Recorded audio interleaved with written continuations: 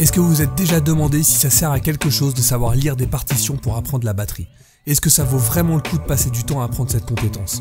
Dans cette vidéo, je vais tenter de répondre à vos interrogations, puis vous donner les bases de lecture d'une partition de batterie. Mon défi est resté simple et efficace, vous apprendre l'essentiel mais sans vous endormir. Allez, c'est parti! Bon, c'est vrai, vous trouverez toujours quelques musiciens qui font leur carrière sans savoir lire une note. Mais je vais vous donner tout de suite 3 raisons d'apprendre à lire une partition. La raison numéro 1 est pédagogique. Une mine d'informations et de contenus vous seront accessibles lorsque vous saurez lire. Que ce soit sur internet ou dans des livres, les partitions sont inévitables et il faudra savoir lire pour avoir accès à toute cette connaissance. Le deuxième avantage, quand vous saurez déchiffrer des partitions, vous pourrez vous servir des écrits pour vous souvenir de ce que vous devez jouer. Vous ne connaissez pas par cœur les livres que vous aimez, c'est pareil avec les rythmes ou les morceaux, vous ne pourrez jamais tout retenir par cœur. Le support écrit est indispensable. Et en plus, vous pourrez même prendre des notes pour ne pas oublier les rythmes sympas que vous jouez ou que vous entendez. Exactement comme ce que l'on fait dans tous les autres domaines où on cherche à progresser. Personne n'imaginerait un étudiant en médecine ou encore un futur ingénieur apprendre tous ses cours uniquement grâce à l'oral. C'est pareil avec la batterie, c'est possible mais ce sera beaucoup plus dur. Dernière raison et non des moindres, il a été prouvé que la plupart d'entre nous avons besoin d'un support visuel pour mieux comprendre et mémoriser. La partition amène cette dimension visuelle à la musique. Voir un rythme écrit vous aidera à comprendre certains concepts ou certaines techniques difficiles. Ça vous fera donc gagner beaucoup de temps car les nouveaux rythmes qui demandent des efforts de coordination seront plus compréhensibles et faciles à décortiquer quand vous les aurez vus écrits. Maintenant que vous êtes convaincu qu'il faut apprendre à lire les partitions de batterie, je vais vous montrer comment ça fonctionne et vous allez voir que c'est vraiment pas si compliqué. Une partition de musique est faite à l'aide d'une portée. Ce sont ces 5 lignes sur lesquelles on place les notes. Cette portée va être divisée en mesures. Les mesures sont séparées les unes des autres par des barres de mesure. Chaque mesure est alors divisée en temps. Pour faire simple, on va s'intéresser aujourd'hui aux mesures à 4 temps car c'est avec elles que sont écrites 95% des morceaux de musique. Pour montrer que chaque mesure comprend 4 temps, on écrit juste 4-4 au début de la partition. Voilà comment on bat la pulsation sur une mesure de ce type.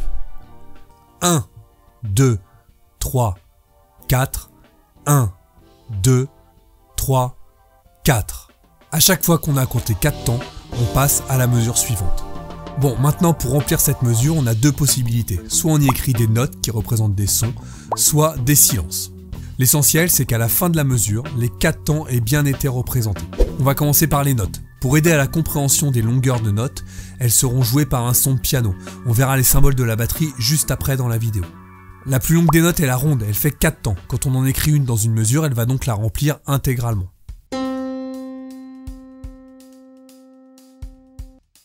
Ensuite on a la blanche, elle dure 2 temps, il en faudra donc 2 pour remplir la mesure.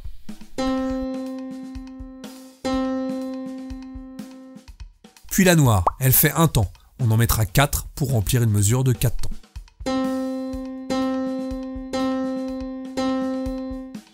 Ensuite la croche qui dure un demi-temps, on en mettra donc 8 par mesure. Par convention, quand elles se suivent, on les accroche ensemble, soit par 2, soit par 4.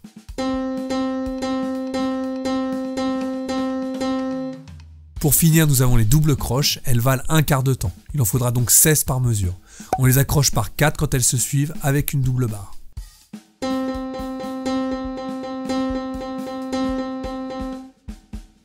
On pourra aller plus loin car il existe d'autres valeurs de notes, mais on ne va pas trop rentrer dans le détail pour aujourd'hui. Une chose primordiale quand on commence à déchiffrer du rythme est de compter. C'est ça qui va vous permettre de tout le temps savoir où vous êtes dans la mesure. Pour s'aider au début, on compte les temps avec les nombres et on dit « et » sur les contretemps. 1 et 2 et 3 et 4 et 1 et 2 et 3 et 4 et. Il faut vraiment que vous preniez l'habitude de compter à voix haute. Par la suite, quand vous serez à l'aise, vous pourrez vous contenter de battre les temps au pied. Maintenant qu'on a les bases, il est bien évidemment possible de combiner les différentes valeurs de notes qu'on a vues. Par exemple, dans une mesure, je peux mettre 2 noirs et 4 croches. J'ai bien 4 temps à la fin de la mesure. 1 et 2 et 3 et 4 et... Je pourrais très bien mettre 2 croches, 4 doubles croches, puis une blanche. 1 et 2 et 3 et 4 et...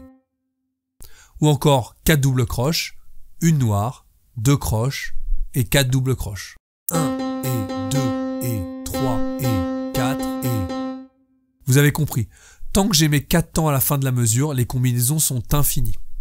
Un dernier pour la route, une noire, 2 croches, 4 doubles croches, une croche et 2 doubles croches. La nouveauté ici, c'est que dans le 4e temps, j'ai combiné une croche et 2 doubles. Rien ne vous empêche de faire ça. Cette table des équivalences de notes peut vous aider à retenir l'essentiel. On voit bien les subdivisions, une ronde égale 2 blanches, qui valent elles-mêmes 4 noires, qui font 8 croches, etc. Dans la ligne des croches, on voit les différentes façons de les écrire, seul, attaché par 2 ou par 4. Idem pour les doubles croches, seul ou attaché par 4. Maintenant qu'on a vu les notes, on va voir une autre catégorie de symboles, j'ai nommé les silences. Les silences représentent un moment du morceau où on ne doit pas jouer. Comme pour les notes, ce moment de silence est plus ou moins long selon le symbole que l'on utilise. Les pauses valent 4 temps, les demi-pauses valent 2 temps, les soupirs valent 1 temps, les demi-soupirs 1 demi-temps, les quarts de soupir 1 quart de temps. Pour les utiliser, c'est simple, on les combine avec des notes au sein d'une mesure. Exemple, une noire, 2 croches, 1 soupir, 4 doubles croches. 1 et 2 et 3 et 4 et... Un autre exemple, 2 croches, 1 demi-soupir, une croche, une noire, 4 doubles croches. Bon, ça y est, vous avez les bases du solfège rythmique. Si on pouvait comparer ça à la lecture traditionnelle, on peut dire que vous connaissez votre alphabet. Ça ne veut pas dire que vous savez encore lire, mais au moins vous savez de quoi on parle. Pour maîtriser tout ça, il faudra bien sûr s'entraîner régulièrement à lire. Alors bien sûr, sur une partition de batterie, nous n'allons pas retrouver les notes des instruments mélodiques. Do, Ré, Mi, Fa, Sol, La, Si, Do. À la place, on va inscrire les différents éléments de la batterie. Une croix au-dessus de la portée représentera le charlet. Quand vous verrez une note entre la 3e et la 4e ligne, il faudra jouer une caisse claire. Une note entre la 1re et 2e ligne représentera la grosse caisse. Les tomes sont représentés à ces emplacements-là. Ensuite la crash et la ride. Et pour finir le charlet au pied et le charlet ouvert. Dans notre instrument, il arrive souvent que nous devions jouer 2 éléments en même temps. Pour représenter ça, il suffit d'écrire ces 2 notes les unes au-dessus des autres. Par exemple, si vous voyez écrit ça, il faudra jouer le charlet et la grosse caisse simultanément. Si vous voyez caisse claire et grosse caisse les unes sur les autres, il faudra les jouer en même temps également.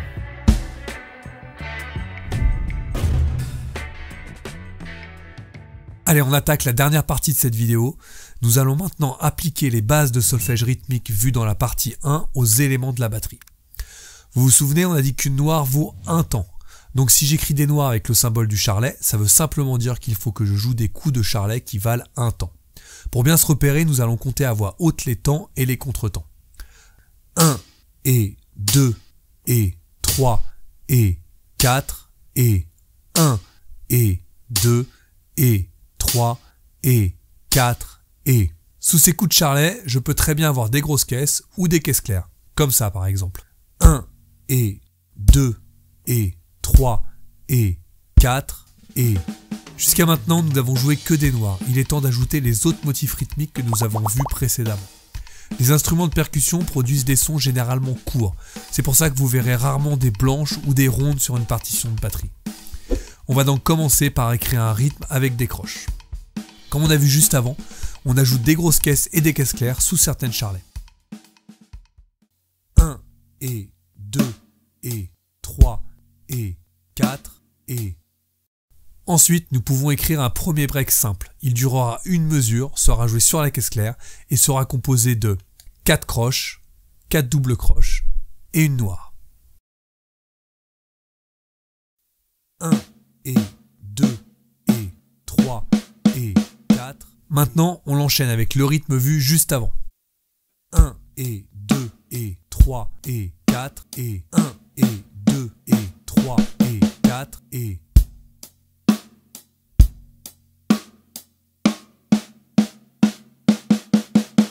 Pour faire évoluer le break, je peux très bien placer le motif rythmique de la caisse claire sur d'autres éléments de la batterie. 1 et 2 et 3 et 4 et...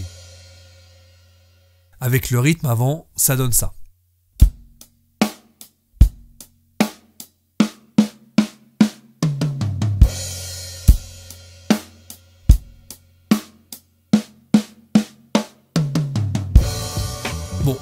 je pense que ça commence à faire beaucoup d'informations pour une seule vidéo. Vous avez maintenant toutes les bases pour lire la musique. Rappelez-vous juste qu'il ne suffit pas de comprendre comment ça fonctionne pour savoir lire. Il faut maintenant vous entraîner à déchiffrer des partitions. Je vous prépare à ce sujet une série de défis de lecture en vidéo avec plusieurs niveaux de difficulté. J'espère que ça vous plaira et que ça vous aidera. En attendant, je sais que quand on débute, on a bien souvent du mal à maîtriser sa grosse caisse. Ça tombe bien, j'ai justement fait une vidéo à ce sujet qui devrait bien vous aider. N'oubliez pas de vous abonner pour ne rien rater de ce qui arrivera bientôt sur la chaîne. Allez, ciao!